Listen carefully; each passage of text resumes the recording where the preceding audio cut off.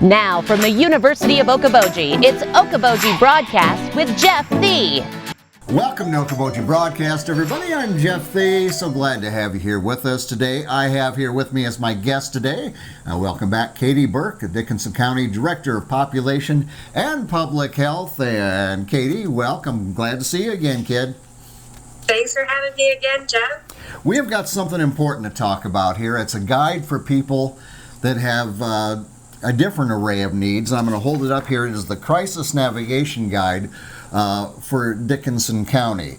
Now, could you tell me a little bit of how this got started and what the need was, Katy? Absolutely. So we work closely with the Dickinson County Hunger Coalition and the newly formed Behavioral Health Coalition. And one of the things we kept hearing was we have the Great Dickinson County Resource Guide that is on the Iowa State Extension website, but it's a lot of information. So when churches or other organizations have someone come in crisis, it can be really challenging to know who's your first call, who's your second call, who's your third call. And so this provides context to the content that's in the Dickinson County Resource Guide. So these are meant to be quick, a starter place for everyone. So we have 5 topics. Each of them has 1 page apiece. So we focus on food insecurity, housing and homelessness, mental health, substance abuse, and affordable transportation. Right.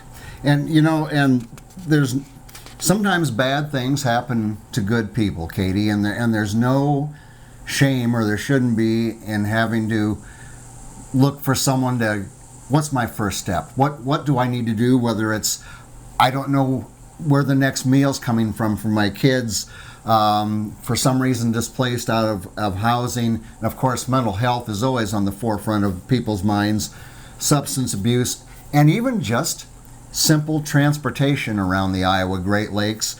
And like you said, this is a one-stop, page by page, your first guide that, okay, here's a step I can take.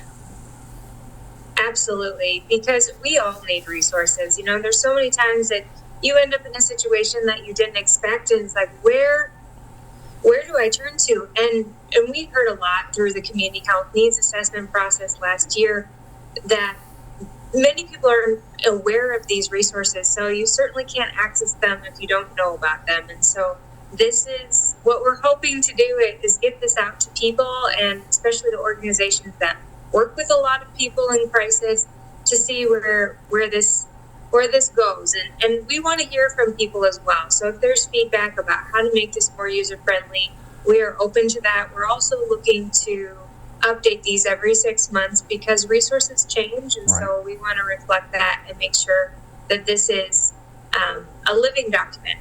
And we have QR codes within this document that you can get back to the full resource guide, so that phone directory of a lot more options.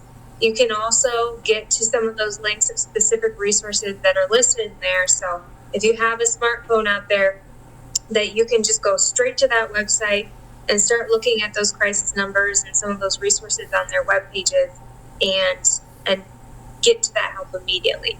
Because we know, especially those after hours, crisis often doesn't happen from 9 to 5. Right. So looking at some of those things to get people to something that they need those night and early morning hours. Right. Now, and, having this guide is so important.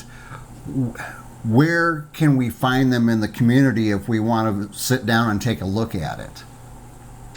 Absolutely. So we are working to get them out. We're launching, getting them to providers, but it's also available online. If you go to the Lakes Regional Healthcare, lakeshealth.org website, it is available there. So if you search in that top right search option for Crisis Navigation Guide, it should get you there, and you can print off your own copy or have it on your phone and peruse all of those resources. Okay. Are they placed anywhere in the community, houses of worship or anything like that? We are, we shared it with the ministerial, and we also plan to get print copies to them as well, so that they have those hard copies available to people and to staff. So we'll be launching this throughout the month and getting it to more places as we go. Wonderful resource guide, Katy, and I'm so glad that great minds put this together to help those in need in our very own community. Home is where you start helping people, and that's what we're doing here. Again, it's the Dickinson County Crisis Navigation Guide, and look for it where all the spots that Katy told you about. Katy, my friend, thank you for bringing this to our attention, and let's get the word out on this wonderful document. Yeah, thank you so much. And it certainly was a team effort with the Hunger Coalition, Behavioral Health Coalition, and we also had students from Iowa State help us get this going. Takes a village, doesn't it? It does. It does. Okay, very good. Katy, you have a great day. Thank you for joining me.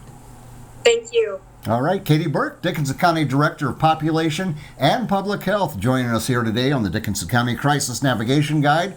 We thank her for taking time with us. We thank you, as always, for watching us right here on Okoboji Broadcast. Okoboji Broadcast from the studios at historic Arnold's Park Amusement Park is brought to you in part by the Scott Troutman State Farm Agency in Spirit Lake, Quest Wealth Management, a financial advisory practice of Ameriprise Financial Services, advisor Jan Spielman, AJ Spielman, and Erica Wachholz. The headquarters of the University of Okoboji is at the Three Sons, open Monday through Saturday 10 to 5 and Sunday from 10 to 4. Bank Midwest, dream big, plan wisely, live well. Lakes Regional Healthcare and Avera Partner. Ruthven Locker at the Lake, where carnivores are welcome on Hill Avenue in Spirit Lake. Beck Engineering in Spirit Lake. Be Radiant Laser Skin Studio in the Okoboji Plaza in Okoboji.